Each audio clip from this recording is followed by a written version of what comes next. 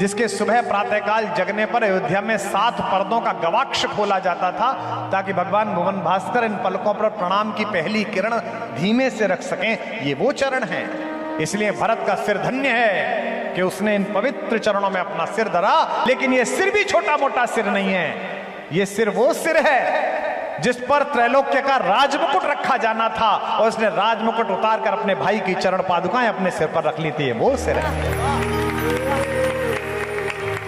ये अगर आपने दीक्षित जी पढ़ा दिया तो मैं दावा करता हूं कि आपके बच्चों को कोई कुछ नहीं कर पाएगा। ये हमारे छतरपुर के कर्मचारी हैं दीक्षित जी। मेरे 2 छोटे बेटे हैं। एक बार दोनों को आपस में घनघोर लड़ते देखकर राम और उनके भाइयों से चित्रण से समझाने का प्रयास किया तो सफल भी हुआ। लेकिन आज के समय में टेक्नोलॉजी से सृजित Thanos, iron man, Spiderman, Batman, Bollywood के रॉकी ब्रदर्स, सलार जैसे, सलार कौन है भाई? मूवी है। अच्छा, सलार जैसे नकली हीरो से प्रभावित होकर अनुसरण करने वाली पीढ़ी को दुनिया के हम सबके असली हीरो राम की तरफ कैसे मोड़ा जाए, मार्गदर्शन करने का कष्ट करेंगे। अब देखो क्या है कि फिल्मों से अगर बच्चे प्रभावित होने लगे आपके, तो बच्चों का दोष नहीं है, आपका दोष है कि आपने फिल्मों से ज्यादा राम कथा नहीं सुनवाई उन्हें, वरना तो सब ठीक हो जाता।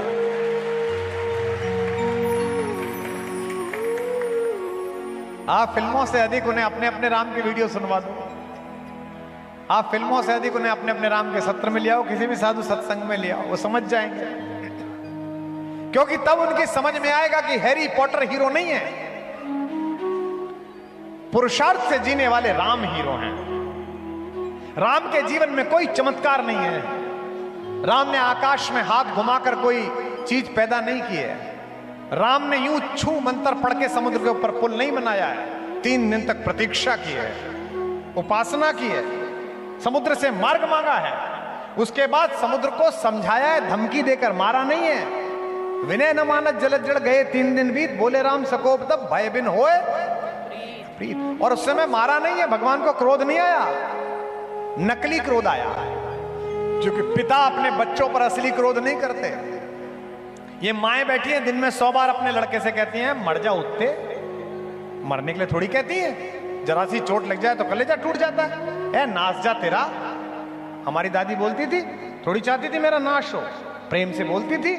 इसलिए वो तो पुत्र है, 5 तत्वों में एक है जल, और भगवान 5 तत्वों के स्वामी हैं, इसलिए डराते हैं, मारते नहीं हैं। जब आपको मारना होता है तो हथियार किससे मंगाते नहीं है, आप हाथ में उठा के मार देते हैं। और जब मारना नहीं होता तो क्या कहते हैं, लइए जरा डंडा, अरे अभी बताऊं, ऐसे बोलते हैं। भगवान क्या कहते हैं, लक्ष्मण बाण सरासन लानू, अरे लइयो जरा लक्ष्मण, सोखो बारिद बिशक सानू, अभी सोखता हूं इसे। अच्छा चलो ये भी मान लेते कि बाण मंगाया तुरंत ही सोख दे। उसके बाद भगवान ज्ञान देने लगते हैं कि ये मान नहीं रहा है। सटसन विनय कुटिल सन प्रीति, सहज कृपन सन सुंदर नीति, ममता रथ सन ज्ञान कहानी, अति लोभी सन विरत बिखानी, इतना सारा ज्ञान देते हैं। अगर आपने उसे राम की कहानी सुनाई होती तो उसकी समझ में आ जाता कि हैरी पॉटर कोई पुरुषार्थी नहीं है, राम में पुरुषार्थ है।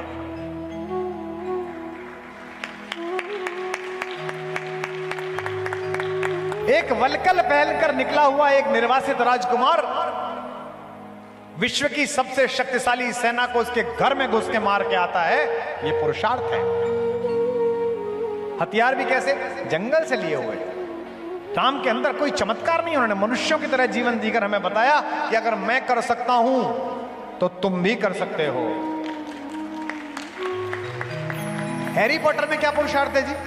मैंने भी देखी है वो फिल्म, षड्यंत्र है हैरी पॉटर। ये सब कहानी जो भारत में परोसी जा रही है पुरुषार्थहीन कहानियां हैं। बच्चों को क्या पढ़ा रहे हो तुम? मैं 70 के दशक की पैदाइश हूं। मैंने अपने बचपन में आरुणि पढ़ा, मैंने धौम्य पढ़ा, मैंने नचिकेता पढ़ा, मैंने प्रहलाद पढ़ा, मैंने ध्रुव पढ़ा, मैंने महाराणा प्रताप पढ़े, मैंने झांसी की रानी पढ़ी, और मैंने वो छत्रसाल पढ़ा कि बेतवा नदी का युद्ध याद अकबर को जब आ जाता था, सुनते हैं सोते सोते अकबर महलों में जग जाता था। मैंने वो पढ़ा, यहीं से प्रकाश भैया की कविता से हमने छत्रसाल पढ़ा।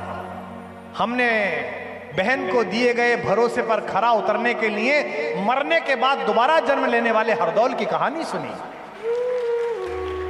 आप अपने पोते को क्या पढ़ा रही हो जी?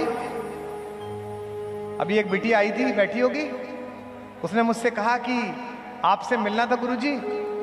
जब मैं गर्भावस्था में थी तो मैंने पूरे समय 9 महीने आपके वीडियो देखे, यहाँ कहीं बैठी होगी बिटिया, और उसका प्रतिफल ये हुआ कि आराम से प्रसूति हुई और बच्चा अत्यंत आनंदपूर्वक शांत बालक है, ज्यादा परेशान नहीं करता, बहुत आनंद में है। हमारे सबके घरों में रामचरितमानस सुनाई जाती थी, सामने कन्हैया जी का चित्र लगा रहता था, तो कन्हैया जैसे बच्चे पैदा होते थे।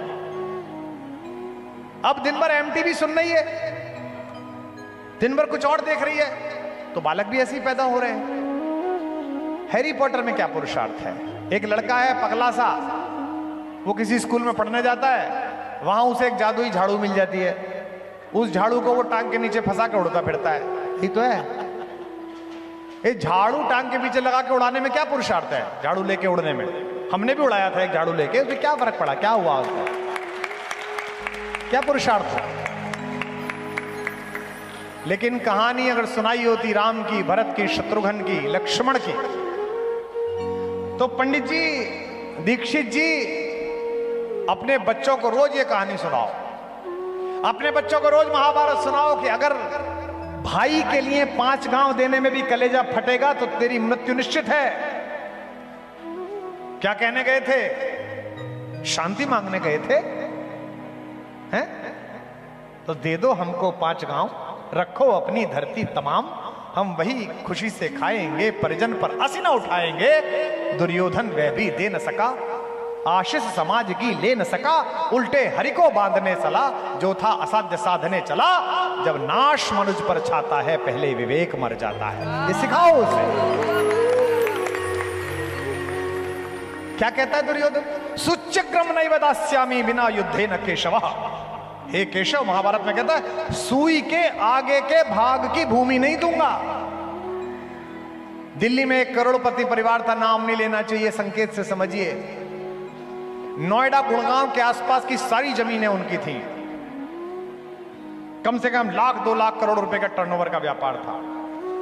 छोटे भाई को एक फार्म हाउस पसंद था जो 40-50 करोड़ का होगा। दोनों भाई उसके समझौते के लिए बैठे थे फार्म हाउस में। ज्यादा तू मैं हुई तो छोटे भाई ने रिवॉल्वर निकाल ली, बड़े भाई के अंगरक्षकों ने छोटे को गोली मार दी, छोटे के अंगरक्षकों ने बड़े को गोली मार दी। टीवी में देखा टाटा 407 में 1 लाख करोड़ के दोनों पड़े हुए थे। मैंने कहा इन्होंने बिल्डिंगें बनाई, इन्होंने अपार्टमेंट बनाए, लेकिन ये किसी मंदिर में जाकर राम की कहानी ना सुन के आए, वरना यहां ना पड़े होते, एक दूसरे को दे रहे हो। छोटा भाई 50 एकड़ का फार्म हाउस मांग रहा था और बड़े भाई ने गोली निकाल ली। अगर राम की कहानी सुनी होती तो कहती कैसी बात करता है तू, ये 50 एकड़ छोड़, पूरा सामान तेरा, चल मैं जा रहा हूं, तू संभाल ले। और मैं दावा करता हूं कि छोटा ले नहीं पाता। वो कहता नहीं भैया मत जाइए। ये संस्कार किसने भरा? ये संस्कार मानस जी ने भरा, ये संस्कार राम की कहानी ने भरा।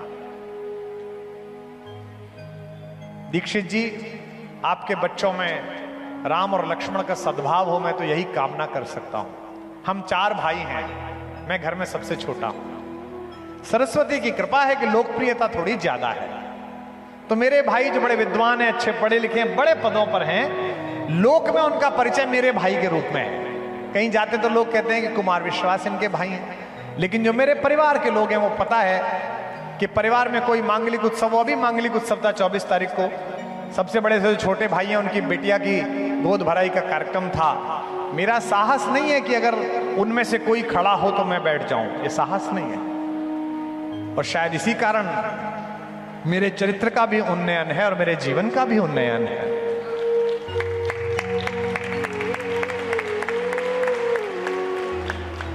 भगवान का राज्याभिषेक हो गया। अगले दिन सुबह उठ के चारों भाई गुरु वशिष्ठ जी के पैर छूने के गए। प्रातः काल उठ के रघुनाथा, मात पिता गुरु नावहीं। क्या बढ़िया जनता, इसको सब याद है। इसमें भी क्रम देखिए, माता जिसने पहले जन्म दिया, पिता जो जन्म का हेतु बना, और इस जन्म के बाद ज्ञान का जो दूसरा जन्म दिया वो गुरु ने दिया। तो माओ के पैर छूने के बाद चारों भाई वशिष्ठ जी के पैर छूने के लिए गए। सुनिए, आनंद आ जाएगा आपको।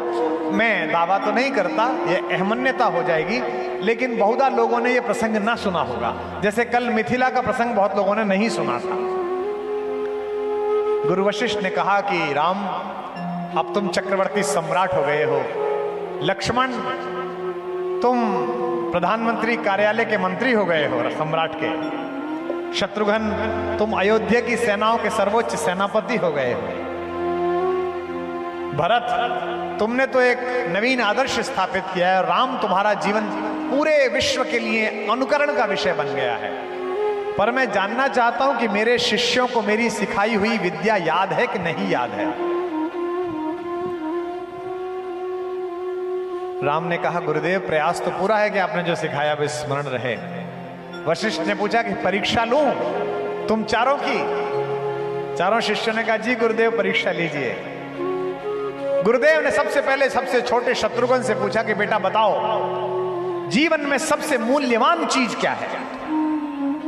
शत्रुघ्न ने उत्तर दिया। लक्ष्मण से पूछा कि जीवन में सबसे मूल्यवान चीज क्या है। लक्ष्मण ने उत्तर दिया। राम जी से पूछा कि जीवन में सबसे मूल्यवान चीज क्या है। राम जी ने उत्तर दिया। भरत बैठे थे उन्होंने उत्तर ही नहीं दिया, वो रोने लगे और इसी रोने से वशिष्ठ ने उत्तर को ढूंढ लिया। सुनिए कि शत्रुघ्न जी से, ये भी अच्छा है कि आ गए आप।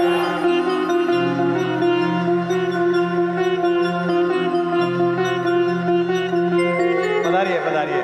मैं आप ही की प्रतीक्षा में था, जो सुना रहा था वो आपको सुनना चाहिए। चारों भाइयों से गुरु वशिष्ठ ने पूछा कि जीवन में सबसे मूल्यवान क्या है। तो क्या क्या उत्तर मिला बताता हूं। मेरे अत्यंत प्रिय एक और अनुज आ गए हैं, इतने स्नेहिल, इतने प्रेमी और इतना इनके भाषा में अमृत है जो इनकी ऋषि परंपरा, इनकी गुरु परंपरा से प्राप्त हुआ है। मुझे लोग कहते हैं कि आपने क्या कमाया, क्या छोड़ दिया। मैं कहता हूं मुझसे सौभाग्यशाली कौन जिसके आप जैसे भाई हों, जिसके आप जैसे भ्राता हों। विराज शत्रुघ्न जी से पूछा कि सबसे अनमोल क्या है। चारों भाइयों से गुरु वशिष्ठ ने सवाल पूछा राज्याभिषेक के बाद कि शत्रुघ्न जी से अनमोल कुछ पूछा गया।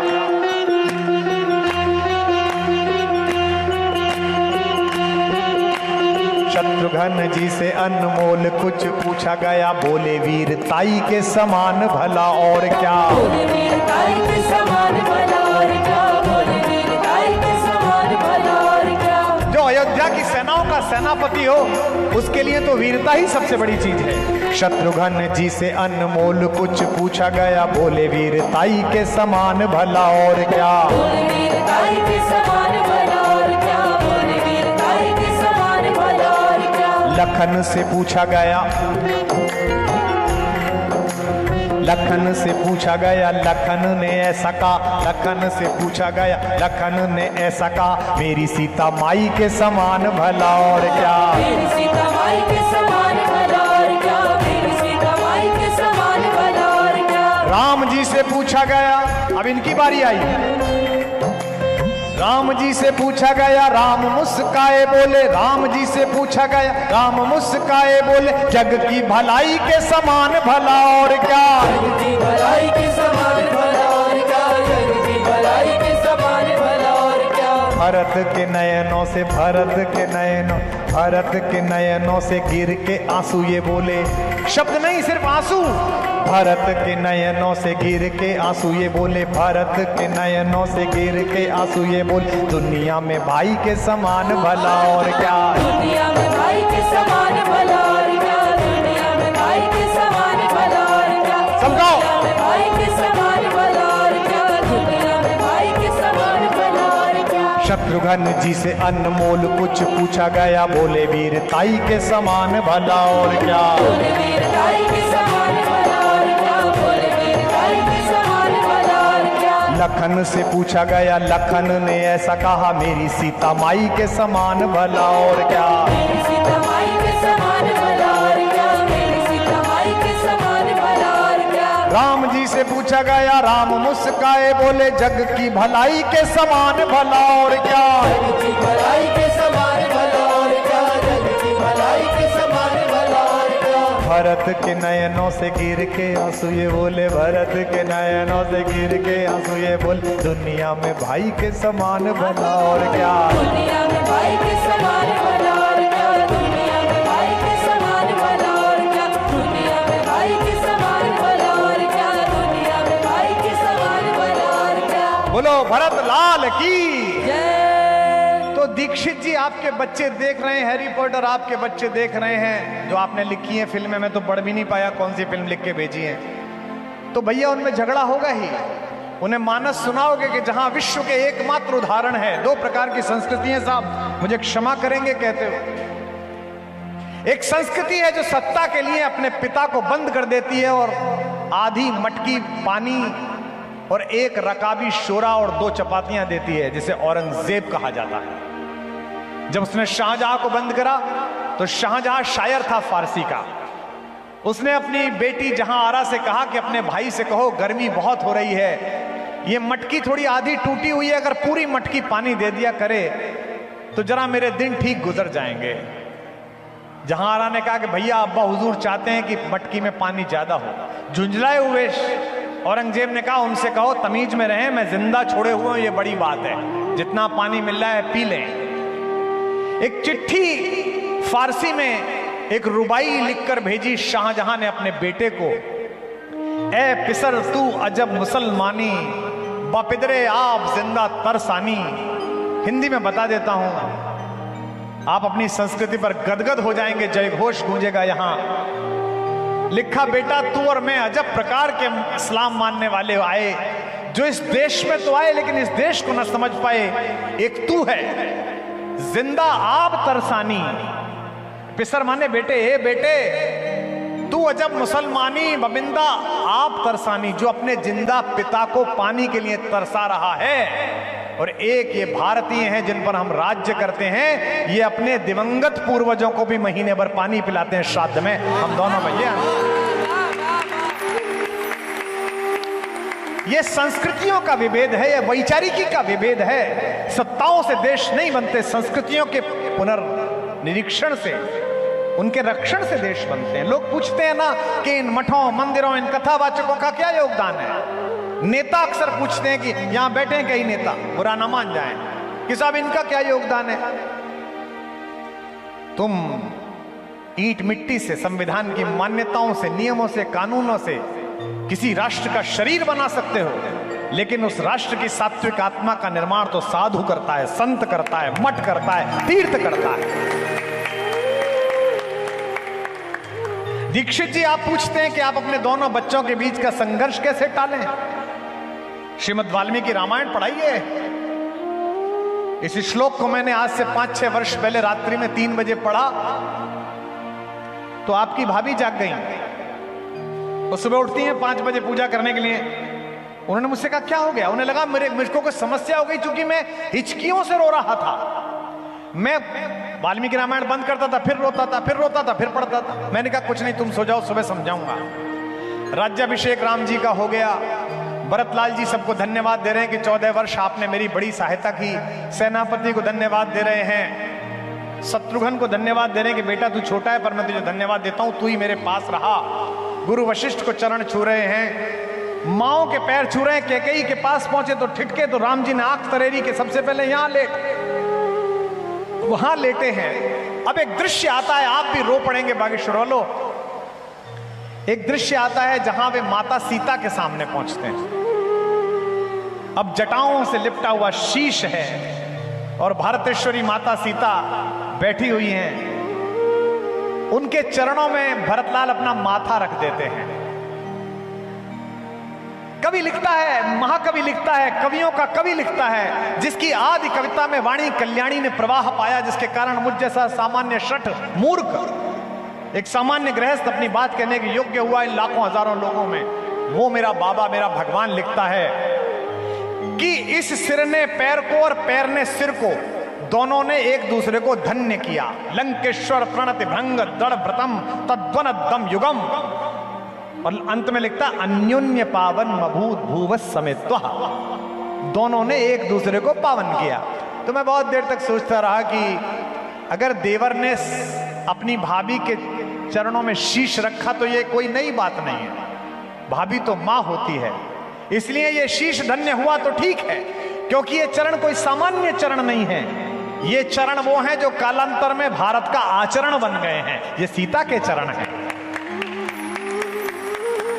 ये चरण सामान्य चरण नहीं है। ये मिथिलेश नंदिनी के वो चरण हैं कि जिनके चरणों में जब वो अपने बाग में चलती थी तो न वो पल्लव और कोपल बिछाई जाती थी। ये वो दृष्टि है जिसके सुबह प्रातःकाल जगने पर अयोध्या में 7 पर्दों का गवाक्ष खोला जाता था ताकि भगवान भुवन भास्कर इन पलकों पर प्रणाम की पहली किरण धीमे से रख सकें। ये वो चरण हैं। इसलिए भरत का सिर धन्य है कि उसने इन पवित्र चरणों में अपना सिर धरा। लेकिन अगली पंक्ति पर आपका ज्यादा कोलाहल गूंजेगा, लेकिन ये सिर भी छोटा मोटा सिर नहीं है। ये सिर वो सिर है जिस पर त्रैलोक्य का राजमुकुट रखा जाना था और उसने राजमुकुट उतार कर अपने भाई की चरण पादुकाएं अपने सिर पर रख ली थी। वो सिर है। ये अगर आपने दीक्षित जी पढ़ा दिया तो मैं दावा करता हूं कि आपके बच्चों को कोई कुछ नहीं कर पाएगा। और आपके बच्चे तो छोटे हैं। मैंने जयपुर में 4 दिन अपने अपने राम बोला। ऐसे ही प्रश्न आप लोगों ने भेजे। एक प्रश्न आया, मैंने सोचा नाम पढ़ू ना पढ़ू संकोच में। एक सज्जन ने लिखा कि मैं 67 वर्ष का हो गया हूं। 72 साल के मेरे बड़े भैया हैं जो हिम्मतनगर गुजरात में रहते हैं। हम दोनों भाइयों का गांव की संपत्ति को लेकर 30 साल से मुकदमा चल रहा है। मेरे बेटे बहुओं ने उनको नहीं देखा, उनके बेटे बहुओं ने मुझे नहीं देखा। पर कल 2 दिन आपको सुनने के बाद मैं बहुत रोया हूं। और आपका ये अपने अपने राम समाप्त होने के बाद मैं संपत्ति के सारे कागज, मुकदमे के कागज लेके, बहुओं को लेके, बेटों को लेके हिम्मतनगर जा रहा हूं। भैया के चरणों में लेट के रोऊंगा और कागज डाल के कहूंगा, भाड़ में गए कागज, मुझे माफ कर दीजिए, अपना आशीर्वाद दे दीजिए। ये कहानी है। यह भरत आपके घर में है तो रामायण है। और सूच्यक्रम नहीं वदास्यामि बिना युद्धे न केशवः कहने वाला दुर्योधन आपके घर में है तो महाभारत कोई टाल ही नहीं सकता है। सरस्वती से देवता कहते हैं कि आप ही के बुंदेलखंड में चित्रकूट में मनाने पहुंच गए हैं भरतलाल जी, राम वापस ना चल दें। सरस्वती से कहते हैं भरत की बुद्धि फेर दो, जैसे मंत्रा की भेजी थी। सरस्वती कहती है क्या मजाक की बात करते हो, भरत की बुद्धि फेर दो? किसी की भी फेर दूंगी, इसकी फेर दो।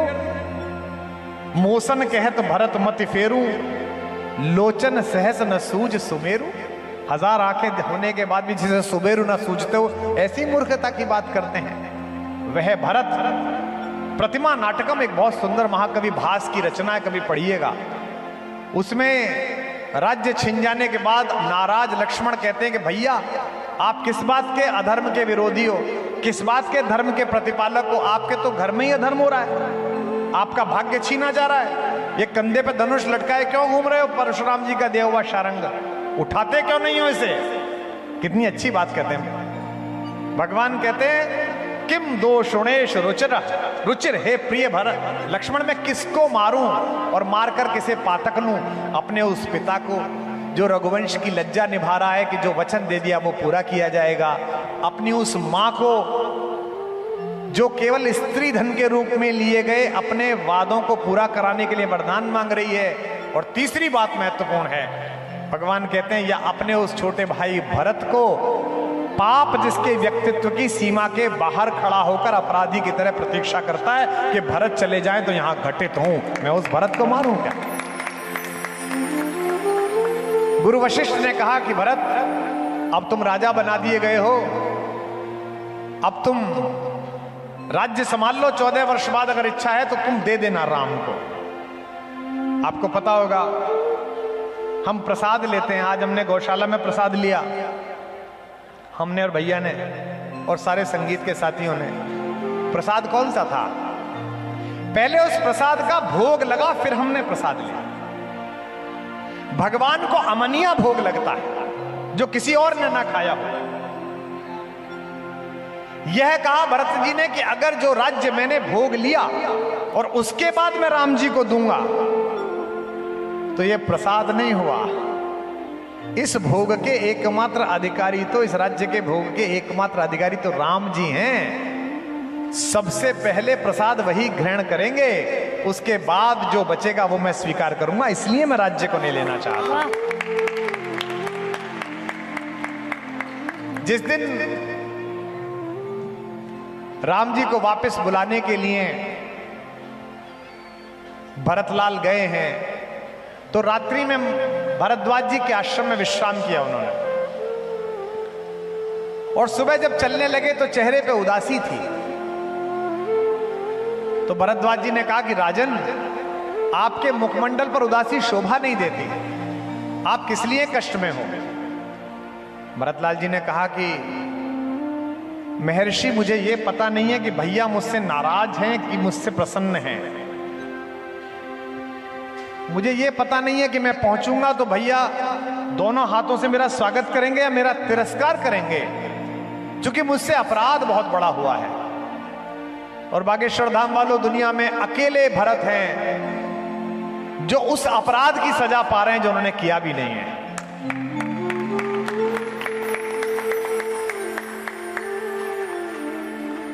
भरद्वाज जी ने कहा, मुझे ये तो पता नहीं भाई, तुम सांसारिक लोग हो, तुम भाइयों का प्रेम क्या है। पर मैं इतना जानता हूं कि राम जब सुबह यहां से गए थे और पुरोहित को मैंने बुलाया था कि गंगा पार करनी है, अब पूजा अर्चना कर दो, तो भगवान ने हाथ में अक्षत ले रखा था और थाली ले रखी थी। जब तक पूजा अर्चना हो रही थी बड़े प्रसन्न मुख थे। जैसे ही पुरोहित के मुंह से निकला जम्बूद्वीपे भरत खंडे, भरत सुनते ही थाली हाथ से छूट गई और पृथ्वी पर रोने लगे, कहने लगे हाय भरत, हाय भरत। इसलिए मुझे पता नहीं कि प्रेम है कि नहीं है।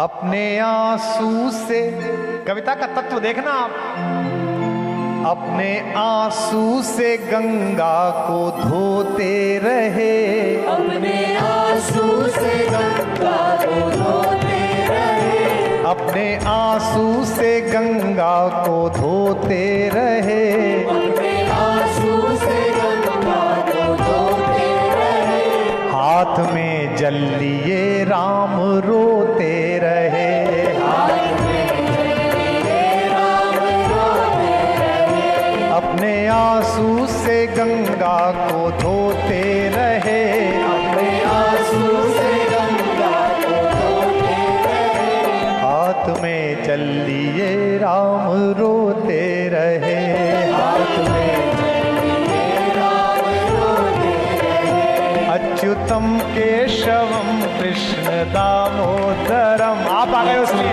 केशवम कृष्ण दामोदरम, राम नारायणम जानकी वल्लभम। गाओ। नारायणं जानकी वल्लभं, राम केशवम कृष्ण दामोदरम, अच्युतम केशवम कृष्ण दामोदरं, राम नारायणम जानकी वल्लभम, राम नारायणं जानकी वल्लभं, राम नारायणं जानकी वल्लभं।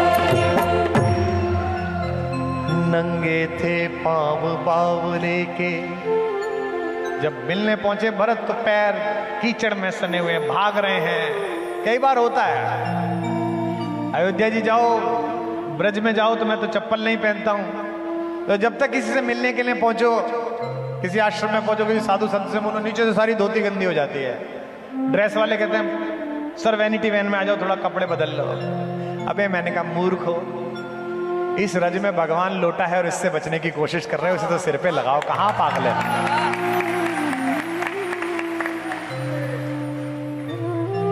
नंगे थे पांव बावले के, कीचड़ में लिसे हुए भी थे। नंगे थे पांव बावले के, कीचड़ मिट्टी में लिसे हुए। भरत और राम मिलने की प्रतीक्षा में आमने सामने 10 मीटर की दूरी। कवि कहता है कुछ कुछ बह रहा रक्त भी था, कंकड़ भी थे कुछ छुपे हुए। वह व्याकुलता थी बढ़ने की, धनु कहीं कहीं पर तीर गिरा। वह व्याकुलता थी मिलने की, धनु कहीं कहीं पर तीर गिरा। महिपर तरकश के साथ वहीं, मुनियों वाला वह चीर गिरा। बावरा चाहता था पहले, रघुबर को शीश झुका लूं मैं। रघुवीर चाहते थे पहले, छाती से इसे लगा लूं।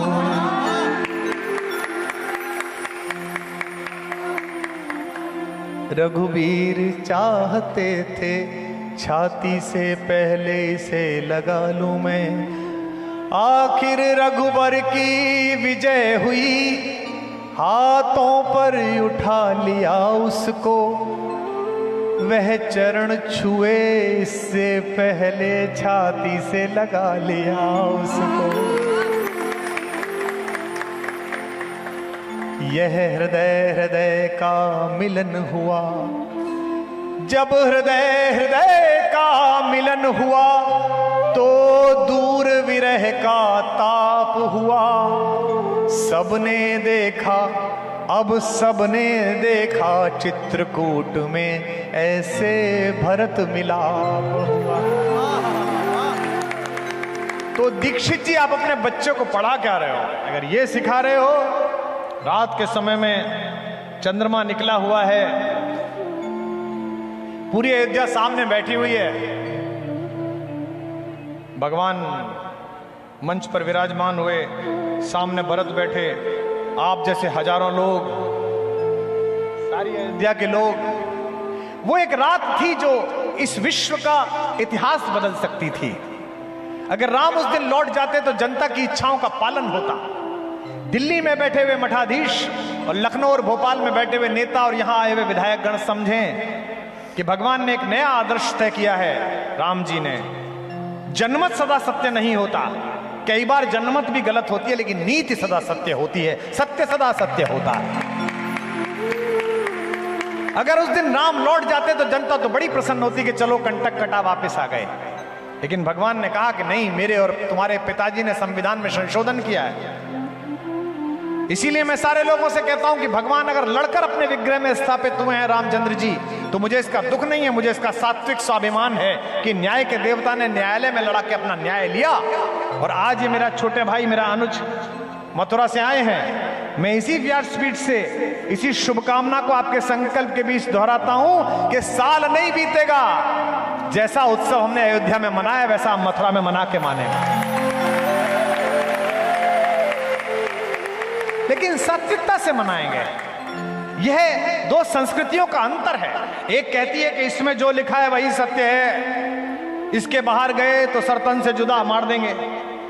एक हमारी संस्कृति है। ये किताब आई है सनातन धर्म क्या है, मेरे छोटे भैया की, सबको पढ़नी चाहिए, बड़ी सरल है, मैंने भी पढ़ी।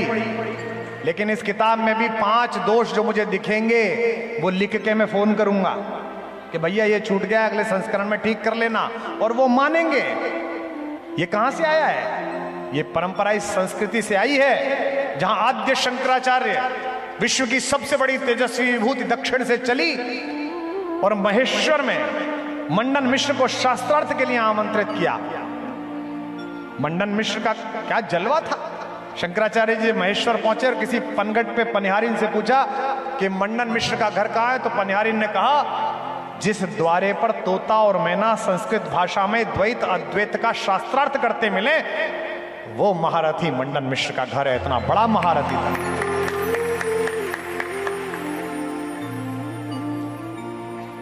48 प्रहर शास्त्रार्थ चला भगवान। अब 2 विद्वान टकराए तो शास्त्रार्थ का रेफरी कौन बने?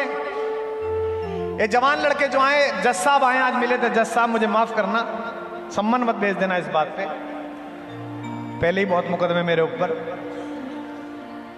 हमको बताया गया कि इटली में 1878 में एक महिला हुई, लिंडा पोइट। वो पहली महिला वकील थी। इससे पहले स्त्रियों ने वकालत नहीं करी। इससे पहले स्त्रियां, तुम पढ़ते विदेश से हो इसलिए तुम ऐसा सोचते हो। 1800 साल पहले इसी पृथ्वी पर 2 विद्वानों ने तय किया कि कौन जज बनेगा। तो मंडन मिश्र ने कहा आप चुन लीजिए। तो मेरे शंकराचार्य ने जज चुना मंडन मिश्र की विदुषी पत्नी देवी भारती को, कहा ये जज बनेंगे। देवी भारती ने कहा कि मैं तो काम में लगी रहूंगी, लेकिन चिंता मत करो, निर्णय तुम दोनों का कर दूंगी। 3 दिन तक शास्त्रार्थ चला। रात को माता सो गई, सुबह गैया का दूध निकालने के लिए उठी, देखा दोनों शास्त्रार्थ कर रहे थे, चुप बैठे हुए थे, खामोश। दोनों ने मां की ओर देखा कि निर्णय करो। मां ने कहा मेरा पति हारा, शंकराचार्य तुम जीते। किसी ने पूछा कि कैसे पता चला? बोले नील कमलों की मालाएं 2 बनाकर मैंने दोनों के गले में डाल दी थी। उलझे हुए तर्कों के कारण, आक्रोश के कारण, घृणा के कारण, ज्वार के कारण जिसके हृदय में अग्नि थी, उसके कमल मुरझा गए और विचार की शीतलता के कारण जिसके तर्कों में अकाट्य सत्य था उसके कमल फूले रहे। शंकराचार्य के कमल खिले हुए हैं, शंकराचार्य जीते हुए। जब चलने लगे तो मंडन मिश्र का नाम बदल दिया, शिष्य के रूप में स्वीकार करके आद्य शंकराचार्य ने कहा सुरेश्वर मिश्र। मुझे इस वाचालता के लिए साधु संत क्षमा करेंगे, मैं धर्म का अधिकारी विद्वान नहीं हूं, अध्ययन और गुरु परंपरा में जो मिला उससे बोल रहा हूं। सुरेश्वर मिश्र ने कहा गुरुदेव आप तो केदारनाथ जी जा रहे हैं मंदिर का निर्माण करने के लिए, मेरे लिए क्या आज्ञा है? ये केवल भारत है जिसके पास अपने अनुशीलन और पुनर्पाठ की इतनी संभावना है। कहा आद्य शंकराचार्य जी ने, हे मेरे प्रिय शिष्य सुरेश्वर, तुम मेरे आज तक के लिखे हुए पर वार्तिक लिखो। 32 वर्ष की आयु में भगवान शंकराचार्य ने जो लिख दिया है वो कोई लिख नहीं सकता है।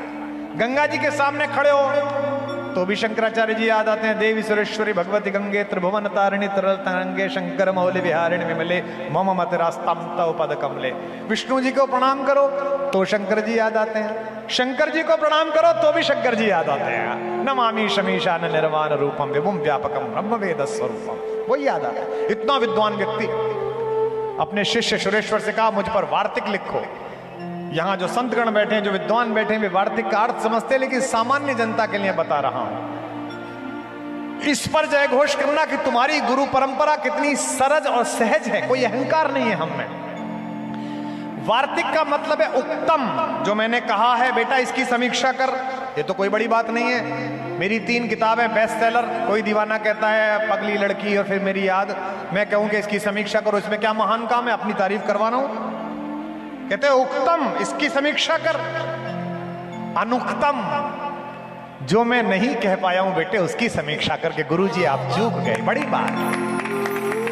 और करतल ध्वनि कम उठी, अगली बात पर जय घोष उठ जाएगा। ये केवल साहस भारत का शंकर कर सकता है, भारत का गुरु कर सकता है, भारत की व्यासपीठ कर सकती है। कहा उक्तम अनुक्तम दुरुक्तम च वार्तिक। और बेटा अगर मैंने कुछ गलत भी लिख पढ़ दिया हो तो उसकी भी समीक्षा करके गुरुजी आपने गलत लिख दिया, ये बात भारत की। राम बैठे, चंद्रमा ऊपर निकला हुआ है। ये चंद्रमा भगवान के जन्म पर बड़ा दुखी था। जब भगवान पालने में थे तो चंद्रमा बहुत नाराज था, टेढ़ा मुंह किए हुए था। उस समय की नक्षत्र गणना देख लो तो भी टेढ़ा ही दिखेगा।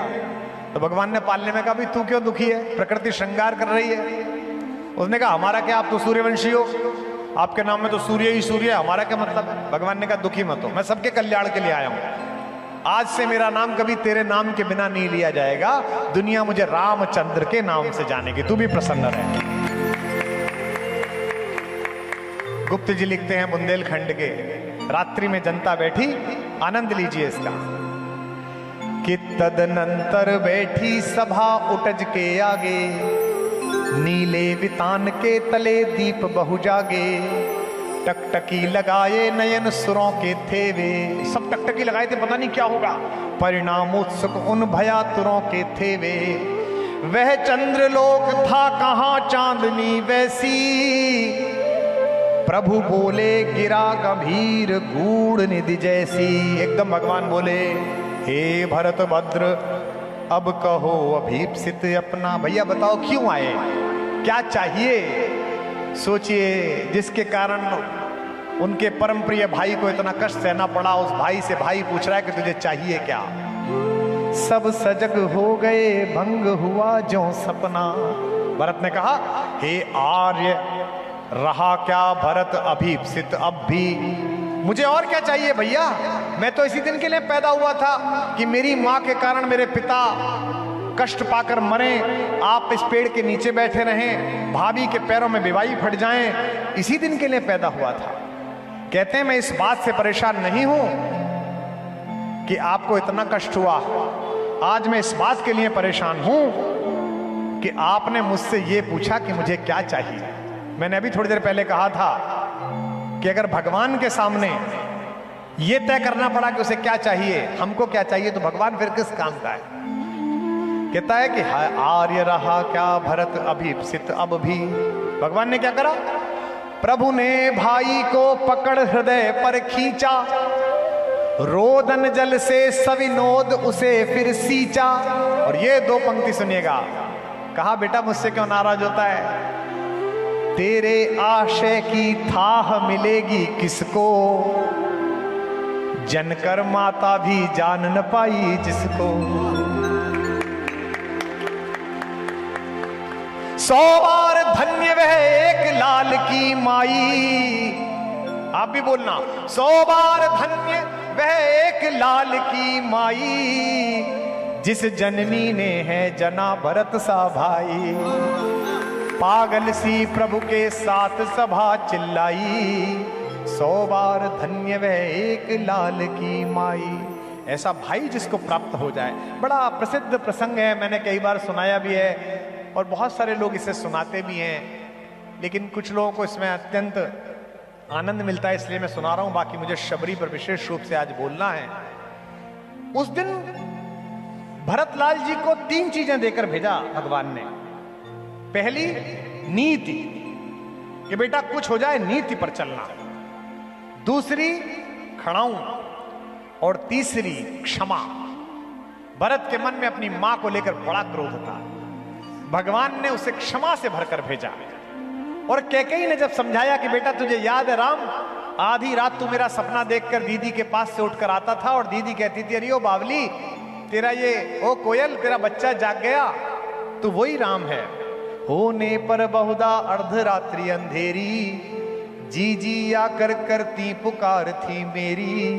लो कुहुकनी अपना कुहुक राम यह जागा, निज मंझली माँ का स्वप्न देख उठ भागा। तू वही राम मैं वही कैकेयी तेरी, होने पर बहुधा अर्धरात्रि अंधेरी। राम क्या कहते हैं? हे अम्ब तुम्हारा राम जानता है सब, इस कारण वह कुछ खेद मानता है कब। छोटे छोटे बातों में गुस्सा हो जाना, क्रोध हो जाने वाले लोगों, इस प्रसंग से दीक्षित जी ने इस बहाने याद दिलाया, यही ध्यान रखना कि अगर क्षमा इतनी बड़ी है जितनी राम में है, तो तुम्हारे घर में रामायण है।